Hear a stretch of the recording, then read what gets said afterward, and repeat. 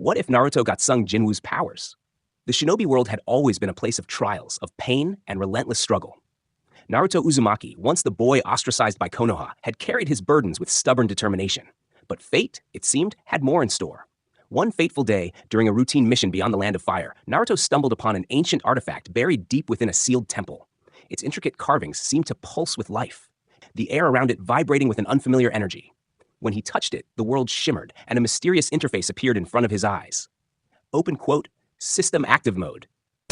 Acquire souls, grow stronger, command shadows. Close quote. At first, Naruto didn't understand. His mind raced, memories of countless battles flashing before him. The days of ridicule, the pain of losing comrades like Jiraiya and Neji, the battles against Pain and Obito. All of it suddenly tangible, replayed with an added layer of possibility. This was not a normal power. This was the ability to rewrite the rules of life and death itself. Awakening of the Shadow Monarch. The first test came sooner than expected. Rogue shinobi had infiltrated Konoha's borders, wielding forbidden jutsu designed to enslave chakra from captured villages. Naruto, already tracking their movements, activated his newfound ability. Shadows erupted from the ground, the silhouettes of fallen shinobi, each bearing their weapons and skills now under his command. Shadow Zabuza. Shadow Haku. Follow me, Naruto ordered, his voice calm yet commanding. The shadows obeyed instantly, merging the skills of the past with his tactical foresight. Within moments, the invaders were overwhelmed. Each strike carried weight beyond their understanding. The shadows attacked as a unified force, exploiting weaknesses Naruto remembered from historical battles, both personal and recorded in the system. Konoha's ninja watched in awe and terror. Naruto, their former outcast, had transcended into something else, a monarch of shadows, blending his mastery of chakra with the strategic omnipotence of the system. But even as the last rogue shinobi fell, Naruto's mind wrestled with the ethical weight of his new abilities. These shadows were echoes of the dead, yet they followed his command as if alive. Could he truly respect life while wielding the dead as weapons? The thought gnawed at him, but for now, the village was safe. Chunin exams, a game changer. Word of Naruto's transformation reached the Chunin exams. When the preliminary rounds began, the matches became something entirely unrecognizable. Against Neji, Naruto didn't just clash head-on. He deployed shadow duplicates of past Hyuga warriors, all coordinated with absolute precision. Neji's Byakugan, usually near infallible, could not anticipate attacks from multiple angles, all perfectly synchronized. Each strike Naruto delivered wasn't just physical. It carried the weight of strategic memory and shadow-enhanced reflexes. By the time the finals arrived, even the Jonin judges were unsettled. Shadow clones, animated by fallen shinobi, executed complex formations that no ordinary ninja could counter. The system allowed Naruto not only to fight, but to observe, analyze, and instantly adapt, making his opponent's strategies obsolete within moments. Konoha, which had once scorned him, now stood amazed at the boy's metamorphosis. He was no longer simply the Jinchuriki of Kurama. He had become a force that could command death itself. The spectators, including Sakura and Kakashi, couldn't hide their astonishment. Sakura whispered, "He's changed. It's not just strength. It's like he can see everything before it happens." Kakashi's eye narrowed in concern. This kind of power, it could tip the balance of the entire ninja world. The Akatsuki threat. But power of this magnitude attracts enemies beyond comprehension. The Akatsuki, sensing Naruto's shift in aura, mobilized to intercept him. It began with Deidara, whose explosive art proved formidable against conventional tactics. Yet, when Naruto summoned Shadow Gaara, a facsimile of his fallen friend infused with strategic memory and brute force, Deidara's attacks were nullified. The same pattern repeated against Hidan and Kakuzu. Shadow Shinobi, controlled with uncanny foresight, dismantled the Akatsuki's schemes methodically. Naruto was relentless, but not cruel. He never sought death for the sake of vengeance. Each opponent was neutralized, bound, or incapacitated, proof that his intelligence now surpassed even the most calculated of foes. When pain descended upon Konoha, the world would finally witness the full extent of this new Naruto. The Six Paths approached, expecting the Jinchuriki boy they had once believed weak. Instead, they encountered a monarch whose every movement was a chess master's play, commanding shadows that included fallen heroes like Jiraiya and Asuma. The battle that once devastated the village unfolded differently. Deva Path's gravity-based strikes were countered by walls of shadow energy.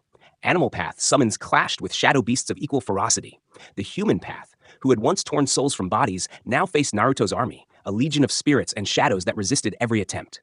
Even Nagato, witnessing Naruto's complete mastery over this ancient power, hesitated. He realized that the boy before him no longer fought simply for recognition or revenge. He fought as a true monarch, capable of shaping life and death according to his will. Fourth Shinobi War. Godlike scale. The global conflict escalated as Madara, Uchiha, and Obito resurrected the Ten Tails. The battlefield, previously chaotic, became a stage for monarch-scale power projection. Naruto summoned shadow replicas of every shinobi who had ever fought and died, blending their abilities with his own. Shadow Hashirama and Shadow Madara clashed with the real Madara, creating shockwaves that flattened mountains.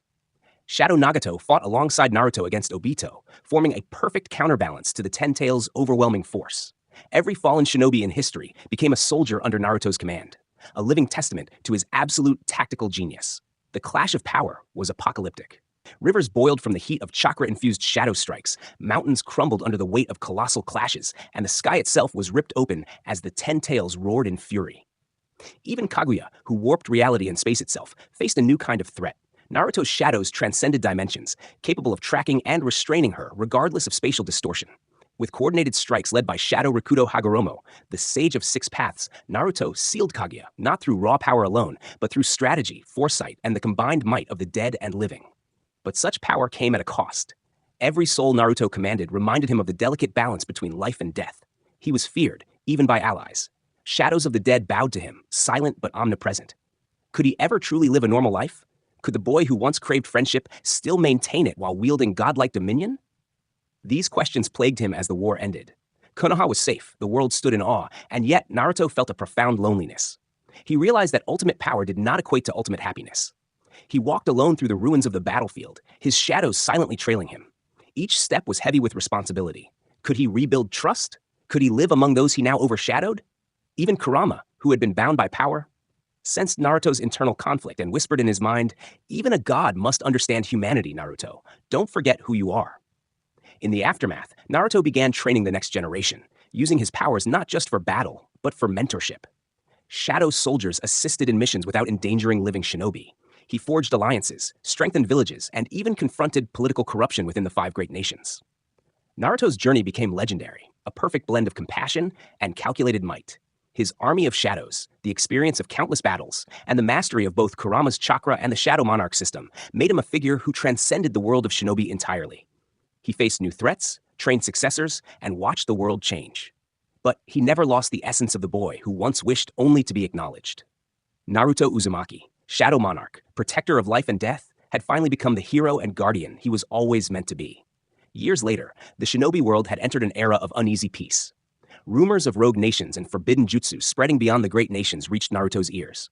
He dispatched shadow scouts to investigate, uncovering plots that threatened to destabilize the delicate balance. Villages far from Konoha, who had once scoffed at Naruto, now sought his counsel. Young shinobi traveled for miles to witness the Shadow Monarch firsthand, studying his techniques and hoping to gain insight into the integration of shadow power with traditional chakra. Naruto, though cautious, welcomed them. Each student became a node in his growing network, a living testament to the blending of life, death, and power. He also confronted moral dilemmas. Could a shadow of a slain enemy truly be trusted? Could he balance absolute power without becoming tyrannical? Each day was a test of not just strength, but wisdom. If Naruto had Sung Jinwoo's powers, the entire shinobi world would be rewritten. Battles once thought hopeless become victories. Alliances shift. Enemies tremble. Yet, through all the overwhelming strength, the heart of Naruto, the will to protect, to inspire, and to lead, remains unchanged. He is no longer just the Jinchuriki of Konoha. He is the Shadow Monarch who commands fate itself, and a legend whose story will echo across every era of shinobi history. Naruto's tale is now one of godlike strategy, boundless power, and an unbroken spirit. Even amidst the shadows of death, he shines as a beacon of hope. And as new threats arise, both known and unseen, Naruto will face them. Not as a boy seeking recognition, but as a sovereign of life, death, and destiny itself.